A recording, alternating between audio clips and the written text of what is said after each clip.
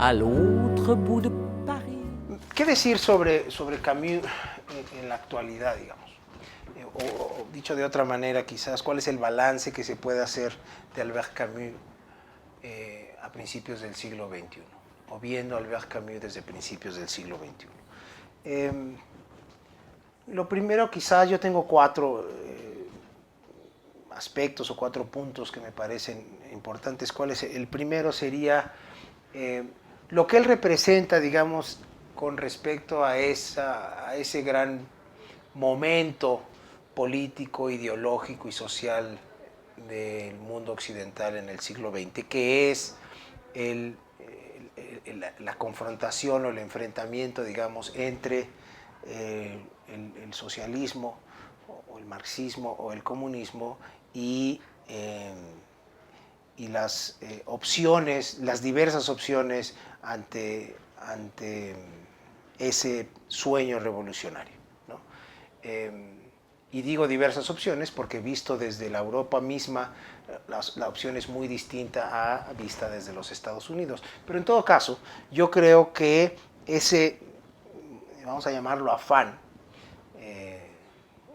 de Albert Camus por conciliar igualdad y libertad lo coloca en un sitio muy particular desde la perspectiva, digamos, político-ideológica del siglo XX. Por supuesto no fue el único. ¿Quién es, desde una perspectiva intelectual, quizás el más cercano a él? Pues yo diría que fue George Orwell.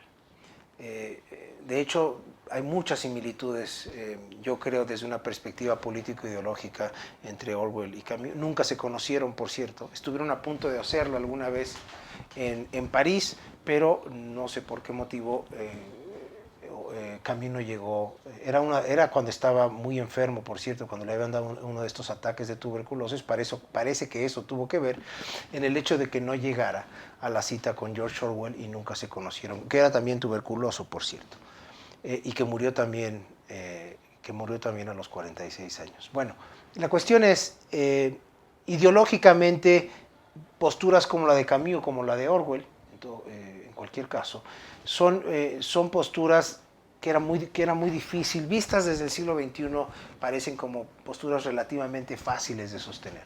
Pero si uno se coloca en la posguerra europea, y se coloca en la Guerra Fría, y se coloca en el estalinismo, y se coloca en esa especie de devoción de la intelectualidad europea en términos generales por el sueño revolucionario, por la Unión Soviética, por el sueño revolucionario y por el marxismo, el socialismo, como se quiera, entonces se entiende la magnitud, digamos, de la valentía de hombres como Albert Camus o como George Orwell, ¿no? Yo creo que ahí estaría sin duda uno de los aspectos más importantes de por qué sigue siendo actual, más allá de que, por supuesto, la cuestión se haya decidido en cierto sentido con la desmembración de la Unión Soviética y la caída del muro de Berlín.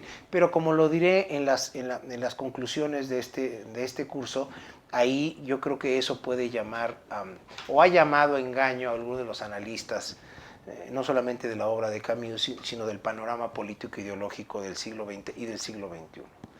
El otro elemento que me parece muy importante de Camus, relacionado por supuesto con el primero, es su renuencia absoluta al asesinato y al terror en cualquiera de sus formas, ¿no?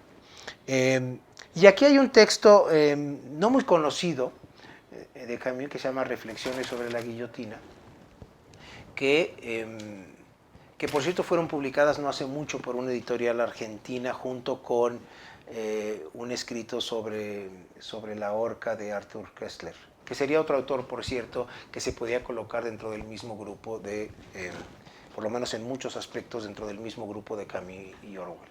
Bueno, en todo caso, ese texto refleja muy bien que es un texto contra la pena de muerte, ¿no? Pues, se llama Reflexiones sobre la guillotina, pero es un texto contra la pena de muerte.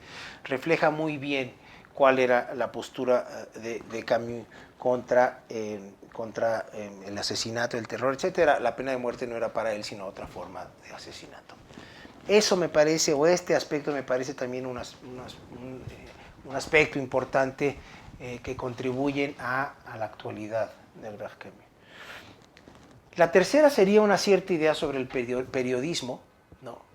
Adelanté algo sobre la idea, la noción tan exigente que tenía sobre el periodismo.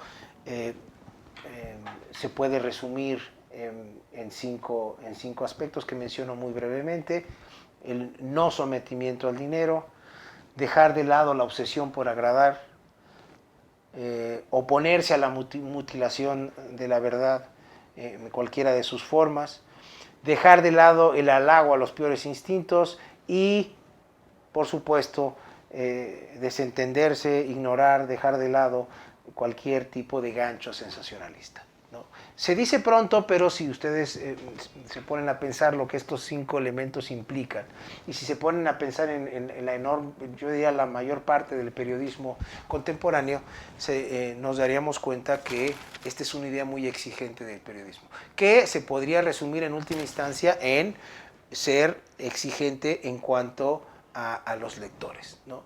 Y que se podría resumir en, para decirlo muy brevemente, no menospreciar a los lectores. Algo que me parece que el periodismo contemporáneo en México y en prácticamente todo el mundo lo hace constantemente. Me refiero a menospreciar a los lectores.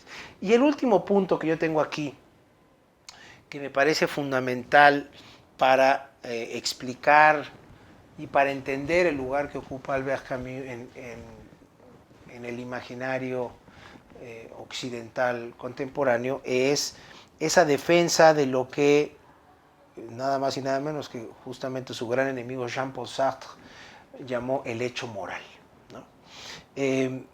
Esta expresión concreta aparece en el texto muy elogioso que escribió Jean-Paul Sartre y que apareció publicado 3 días después del accidente en el que pierde la vida a Camus. O sea, sale publicado en la prensa francesa 3 días después, el 7 de enero de 1960. ¿Es un elogio a destiempo en cierto sentido? Sí, por supuesto que sí, sobre todo viniendo de alguien que se había referido de la manera en que lo había hecho durante muchísimo tiempo. Pero en todo caso, también hay que reconocer, creo, el valor de Sartre para en ese momento expresarse de esa manera con respecto a Albert Camus. Y uno de los aspectos que elogia Jean-Paul Sartre en ese breve texto es justamente que considera a Albert Camus uno de los grandes representantes de lo que Sartre identifica como la tradición de los moralistas franceses, ¿no?